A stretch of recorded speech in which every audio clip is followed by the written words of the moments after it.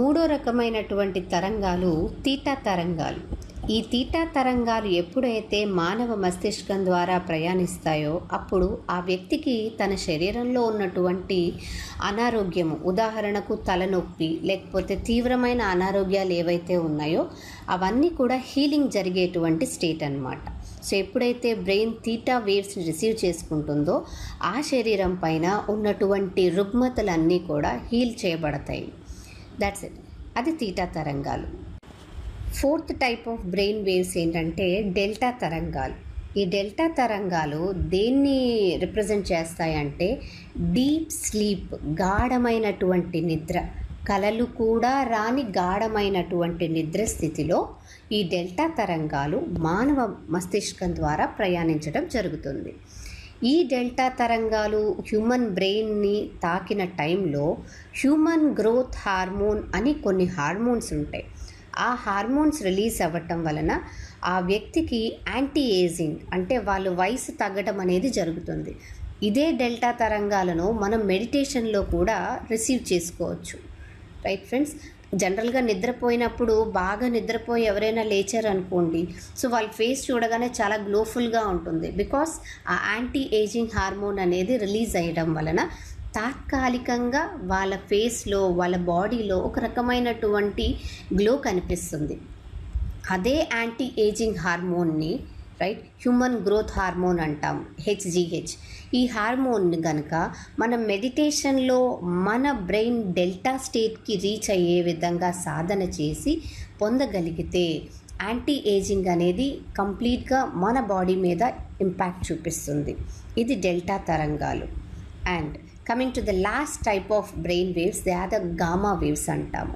ఈ gamma waves ఏంటంటే ఒక వ్యక్తి బాగా కోపంలో ఉన్నప్పుడు, యాంగ్జైటీలో ఉన్నప్పుడు రిలీజ్ అయినటువంటి వేవ్సే గామా వేవ్స్. ఈ గామా వేవ్స్ వల్ల ఏమవుతుందంటే ఆ వ్యక్తిలో ఆ ఎమోషన్ అండర్గో అవ్వటం వలన తన బ్రెయిన్లో ఉన్న కొన్ని సెట్ ఆఫ్ న్యూరాన్స్ అన్నీ కూడా ఆ ఎలక్ట్రికల్ ఇంపల్సెస్ వలన బర్న్అవుట్ అవుతాయి. ఆ బర్న్అవుట్ అయినవన్నీ కూడా బ్లాక్స్ లాగా మిగిలిపోతాయి బ్రెయిన్లో. రైట్, సో గామా తరంగాలు వెరీ డిస్ట్రక్టివ్ వేవ్స్ అని అంటాము, అంటే వినాశకరమైనటువంటి వేవ్స్ అంటాము ఒక కోణంలో.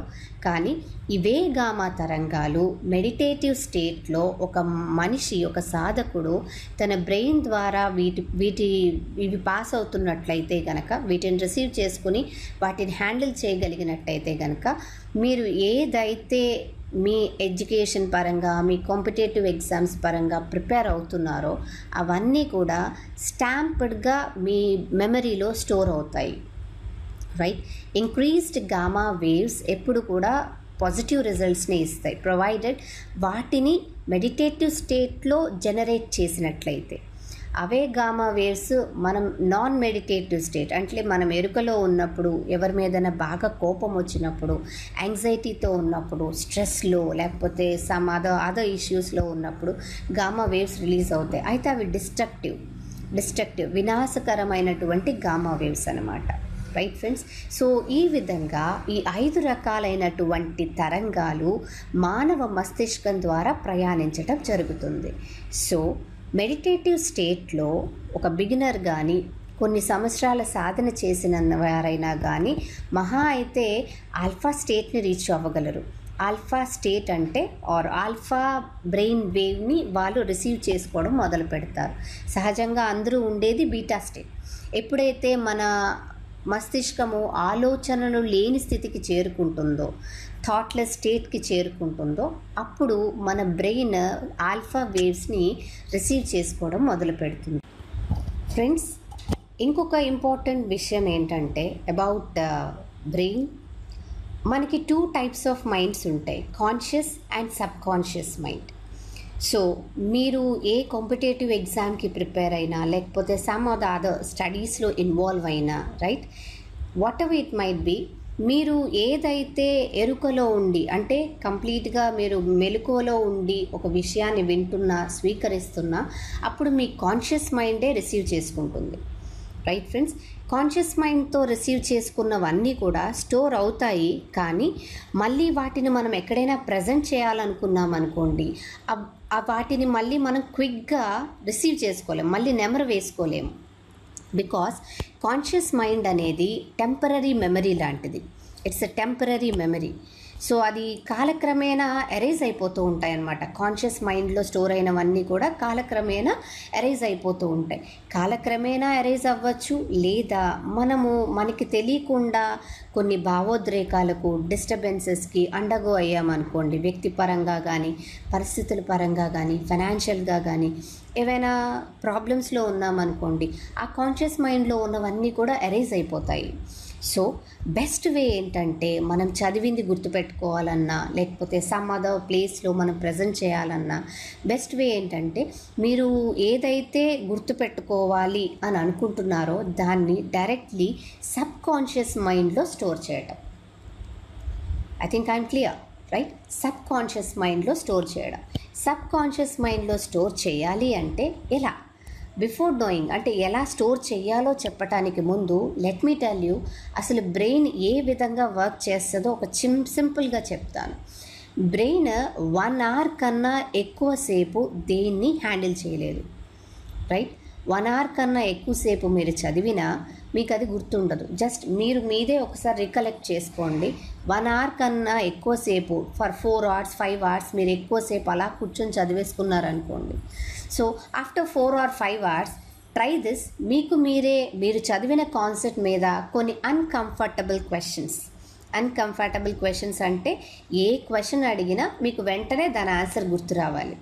వీటిని కంఫర్టబుల్ క్వశ్చన్స్ అంటారు. అలా గుర్తు రావేమో అనే ట్విస్ట్ ఉన్న టాపిక్స్ కూడా చాలా ఉంటాయి, రైట్ ఫ్రెండ్స్? సో అలాంటి అన్కంఫర్టబుల్ క్వశ్చన్స్ మీకు మీరే వేసి చెక్ చేయండి. మీరు కానీ ఆన్సర్స్ ఇవ్వగలిగితే well, 4 hours continuous of study is good, but that is not good according to my నా అబ్జర్వేషన్ అండ్ ఎక్స్పీరియన్స్ బట్టి. 4 hours or 2 hours of education, of complete studying అనేది it's not good for health, as well as మీకు ఎగ్జామ్స్లో present చేయడానికి కూడా అది ఏమాత్రం help అవ్వదు.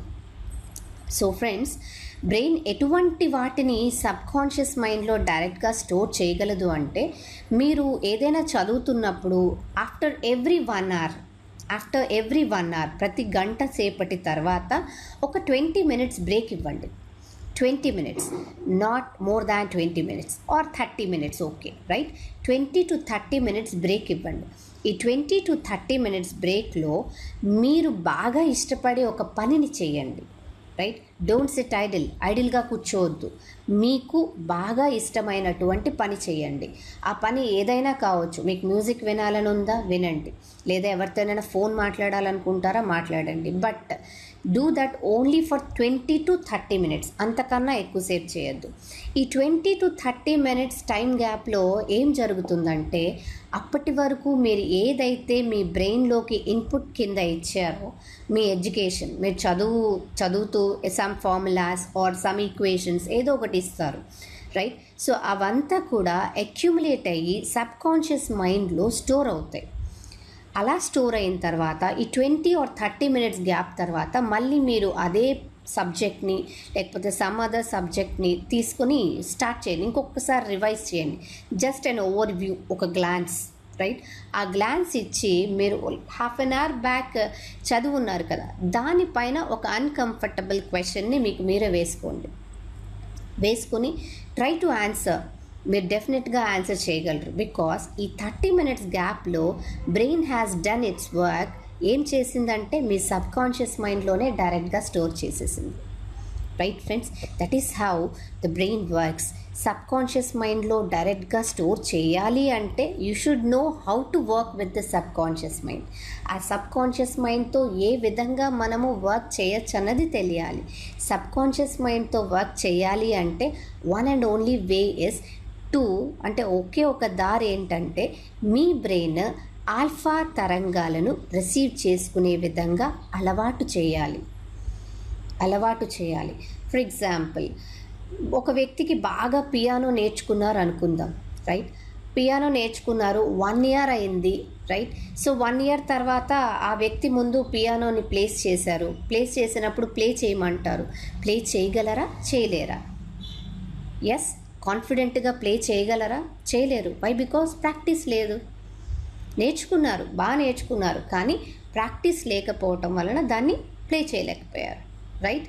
సో ఈ ఆల్ఫా తరంగాలను ఒక్కసారి మనం బ్రెయిన్లోకి పాస్ చేయడం అంటే థాట్లెస్ స్టేట్. ఆల్ఫా తరంగాలు అంటే థాట్లెస్ స్టేట్, రైట్ ఫ్రెండ్స్. ఒక్కసారి మనం పాస్ చేయడం అలవాటు చేసేసి తర్వాత వదిలేసామనుకోండి, సబ్ కాన్షియస్ మైండ్ యాక్టివేట్ అవ్వదు. సబ్ కాన్షియస్ మైండ్తో మనం వర్క్ చేయలేము. సబ్ కాన్షియస్ మైండ్లో మనకు కావాల్సిన information or books knowledge or equation something, దాన్ని సబ్ కాన్షియస్ మైండ్లో స్టోర్ చేసేటువంటి ఆ కెపాసిటీ మనకి రాదు. సో సబ్ కాన్షియస్ మైండ్ ఎప్పుడు మనకి అందుబాటులో ఉండాలి, ఎప్పుడు యాక్టివ్గా ఉండాలి అంటే only one way is to meditate. This is very useful. Meditation అనేది మీ నిత్య జీవితంలో ఒక భాగంగా మారాలి. అప్పుడు మాత్రమే మీరు కంప్లీట్ అవేర్నెస్తో మీ సబ్ కాన్షియస్ మైండ్ని యాక్టివేట్ చేసుకోగలరు, ఓపెన్ చేసుకోగలరు. ఎప్పుడైతే సబ్ కాన్షియస్ మైండ్ని మీరు ఓపెన్ అప్ చేస్తారో, రైట్, సబ్ కాన్షియస్ మైండ్ ఎలా ఓపెన్ అప్ అవుతుందంటే ఎప్పుడైతే బ్రెయిన్ ఆల్ఫా వేవ్స్ని కనీసం హాఫ్ అన్ అవర్ పాటు 30 minutes పాటు ఆల్ఫా వేవ్స్ని కంటిన్యూస్గా రిసీవ్ చేసుకుంటూ ఉంటుందో ఆటోమేటిక్గా సబ్ కాన్షియస్ మైండ్ అనేది యాక్టివేట్ అవుతుంది. ఎప్పుడైతే సబ్ కాన్షియస్ మైండ్ యాక్టివేట్ అయ్యిందో మీరు చదివిన ప్రతి ఇన్ఫర్మేషన్ కూడా డైరెక్ట్లీ మీ సబ్ కాన్షియస్ మైండ్లోకి వెళ్ళి స్టోర్ అవుతుంది. అండ్ డోంట్ ఫర్గెట్, ప్రతి 1 hour తర్వాత హాఫ్ అన్ అవర్ బ్రేక్ కావాలి.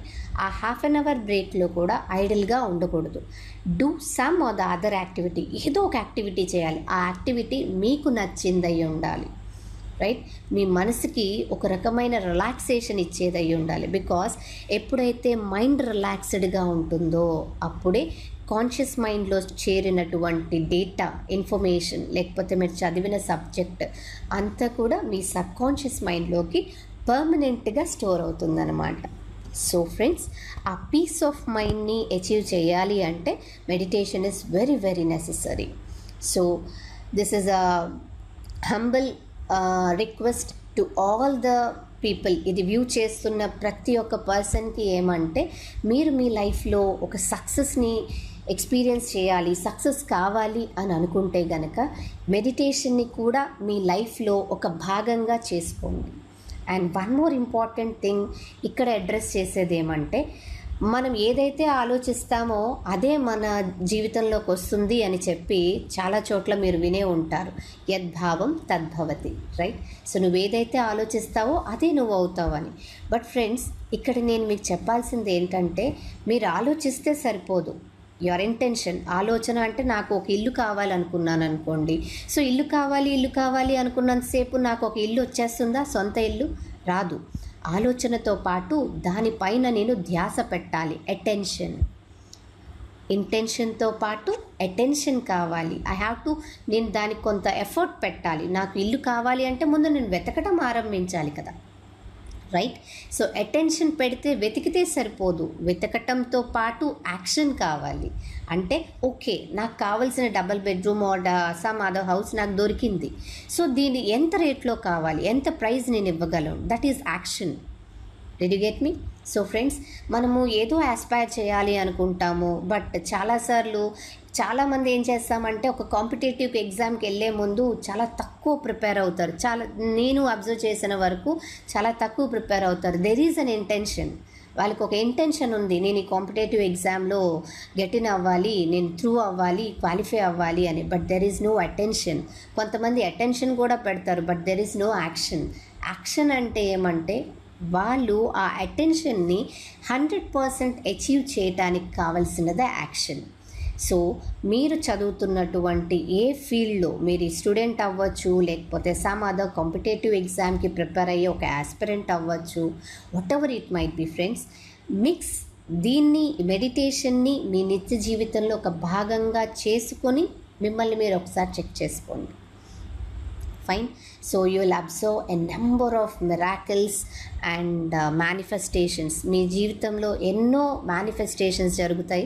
మీకు నచ్చినట్లుగా మీ జీవితం ఉండడం స్టార్ట్ అవుతుంది. So this is what I felt to share. And మీకు గైడెడ్ మెడిటేషన్స్కి కానీ, అంటే మెడిటేషన్ ఎవరికైనా ఇప్పుడు వింటున్న వాళ్ళలో బిగినర్స్ అయితే కనుక, you can connect with me on my channel connecting with cosmic mind, right. So ఆ ఛానల్లో నేను కొన్ని గైడెడ్ మెడిటేషన్ సెషన్స్ని కూడా అప్లోడ్ చేస్తున్నాను. So you can follow if you are interested in meditating. Thank you.